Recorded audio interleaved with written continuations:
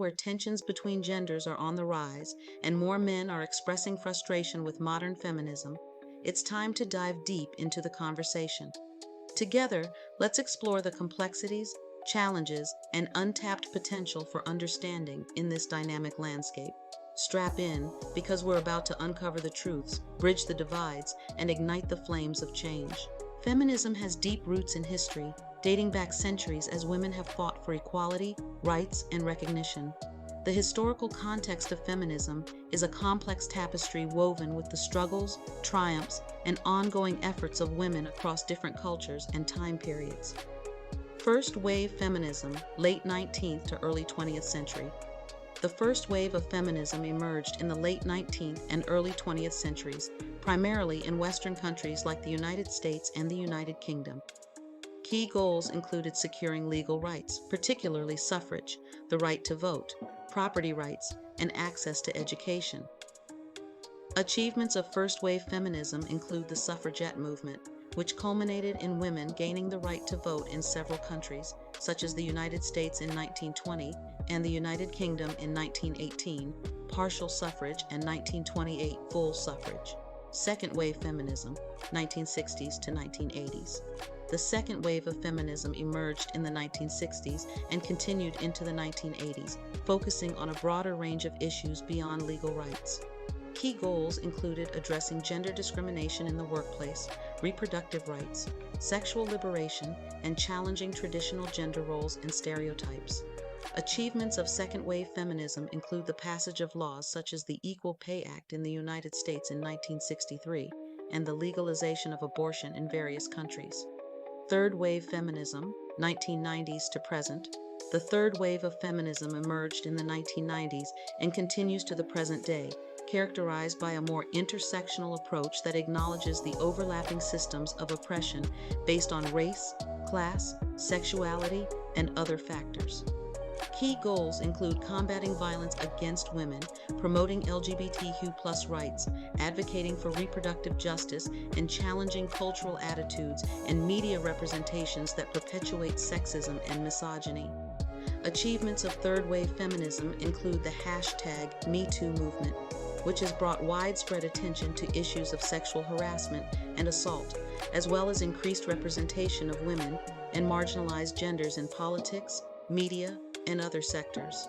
Modern-day feminism continues to evolve and adapt to new challenges and contexts.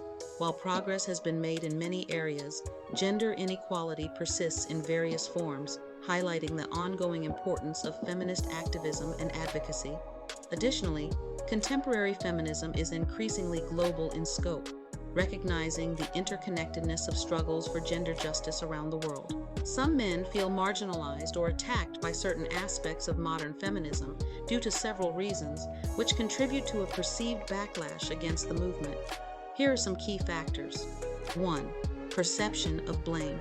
Some men feel that modern feminism blames all men for societal issues such as sexism, harassment, and gender inequality.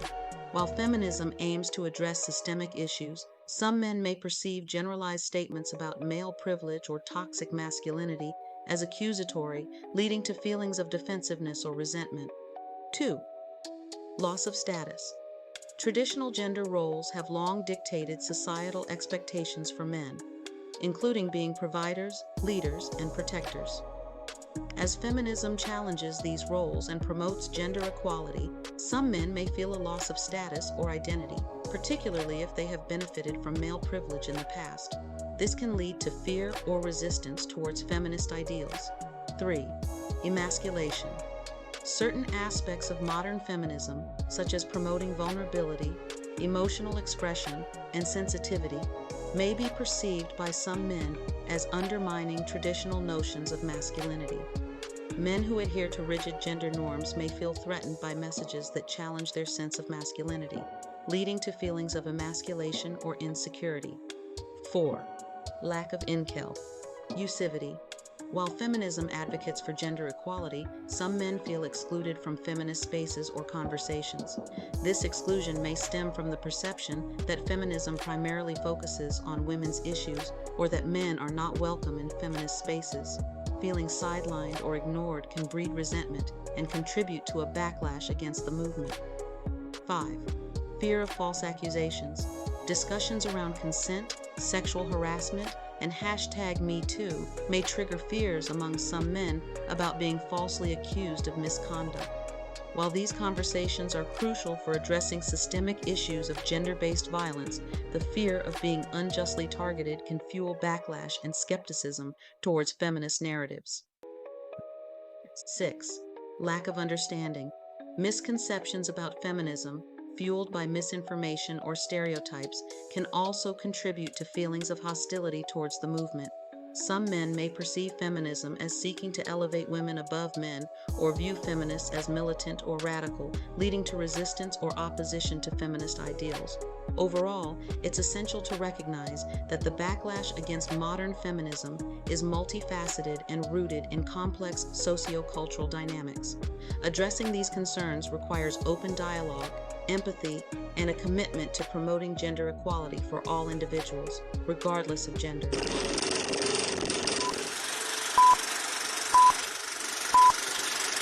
Tell me if you've heard this one. Modern feminism has gone too far. I supported feminism when it was about equality, but now it's all about hating men and falsely accusing them and taking all their money. It's this demonization of men that I can't support. And this is the narrative pushed by misogynists desperate to rebrand as egalitarians. That they don't oppose feminism or equality. It's simply that the modern form of it has gone too far, swinging the pendulum the other way and now actively oppressing men. But as always, it's not true. And that's highlighted by an article I came across by Joe Interrante, a notable LGBTQ+ community activist who headed Nashville's largest HIV charity for 25 years. And he wrote about the men's movement back as it was in 1981. And he describes the two directions of the men's movement. There were those men who supported radical feminist issues. They saw male privilege as a social issue, linked to reproductive rights, the right to choose, and bodily autonomy, to lesbian and gay rights, violence against women, to racism, classism, and imperialism, all of which were part of the work of deconstructing masculinity. In the other direction were the free men, who viewed masculinity through the lens of the individual.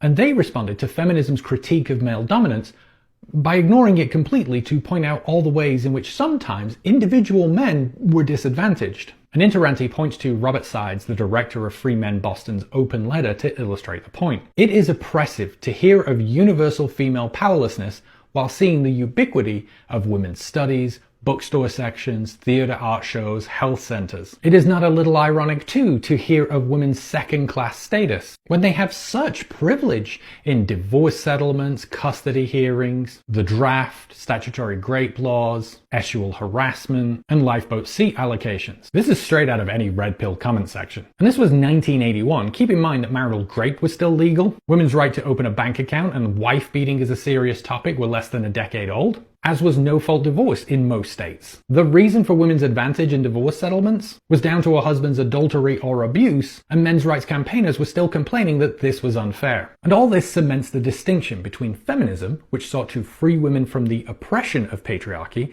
and men's rights groups, which, as Interrante points out, wanted to absolve men of the responsibilities of patriarchy. And Sides continues, complaining that women don't hit on men. Just ask yourself how many assertive women came up to meet you last year versus, if you're single, how many you had to approach. It's bad enough not to meet many assertive women. It's worse to meet so many that feminists never mention, who ignore or act crudely towards men who must approach them if anyone is to get their needs met, who don't care what pressures privileged men are under to earn money just so long as they spend it on them, who are intimate only if prompted by booze or bennies, to avoid responsibility and blame men for taking advantage of them. Pausing here for a quick history lesson, the bennies that he's referring to are benzodiazepines, such as Valium, Xanax, and Klonopin. See, back in the 60s, barbiturates and amphetamines were regularly prescribed to unruly housewives who were engaging in dangerous behavior, such as not wanting to cook, struggling to look after the kids, and most importantly, not putting out. By the 70s, this led to an overdose crisis costing a lot of lives. Benzodiazepines such as Valium and Serax were seen as safer alternatives. You can't set her free from the housework, but you can tranquilize her so she complains less. Give her Valium, it'll make her less of a bee. By 1979, 15% of the US adult population were taking Valium alone.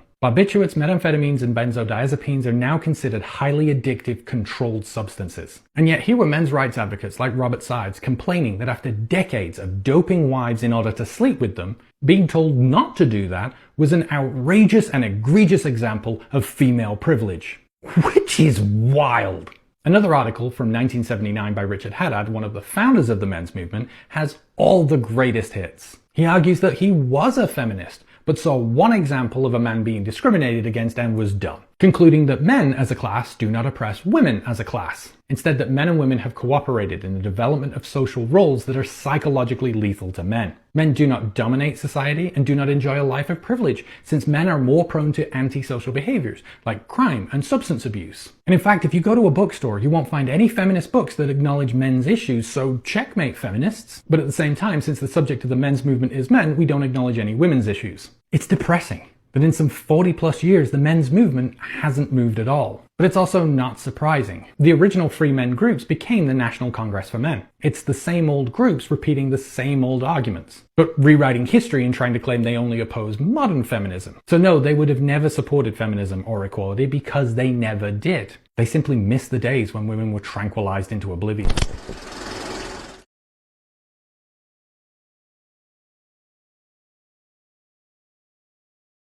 Now, let us delve into some specific examples of issues that some men find concerning in modern feminism. 1.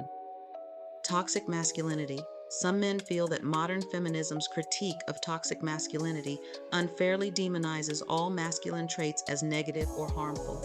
They argue that while toxic behaviors such as aggression, dominance, and emotional suppression should be addressed, positive aspects of traditional masculinity, such as strength, assertiveness, and leadership, should not be dismissed or devalued. 2. Male privilege. While acknowledging that systemic gender inequalities exist, some men may bristle at the notion of male privilege.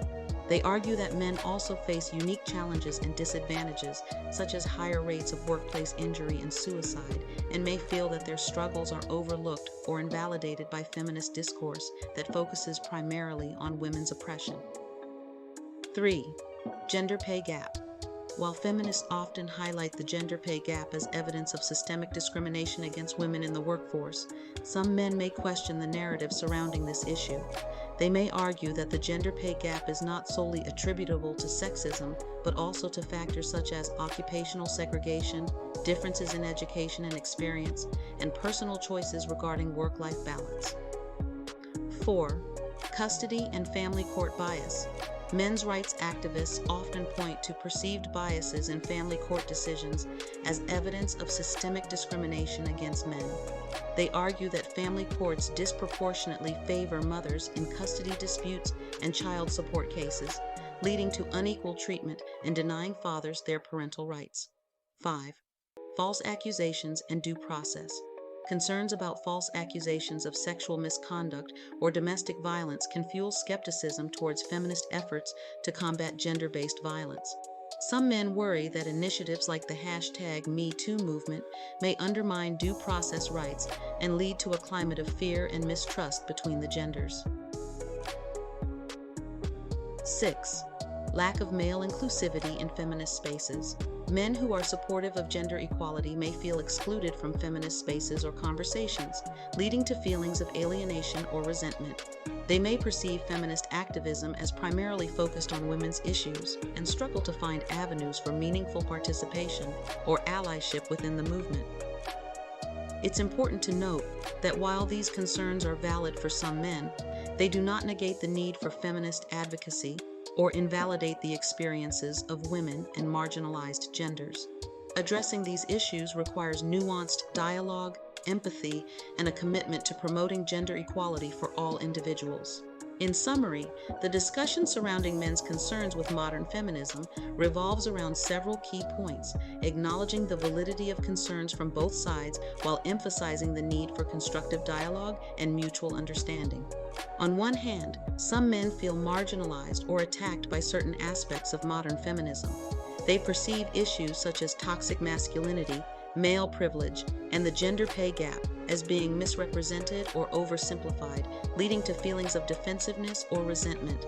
Concerns about false accusations, family court bias, and a lack of inclusivity in feminist spaces further contribute to a sense of alienation. On the other hand, it's crucial to recognize the systemic inequalities and injustices that women and marginalized genders continue to face. Feminism seeks to address these disparities and promote gender equality for all individuals. However, it's equally important to acknowledge that men also face unique challenges and struggles which deserve attention and validation. To move forward, there is a need for constructive dialogue and mutual understanding between different perspectives. This involves listening to and acknowledging the concerns of men while also affirming the importance of feminist activism in combating gender-based discrimination and oppression. By fostering open and empathetic communication, we can work towards a more inclusive and equitable society where the experiences and rights of all individuals are respected and valued.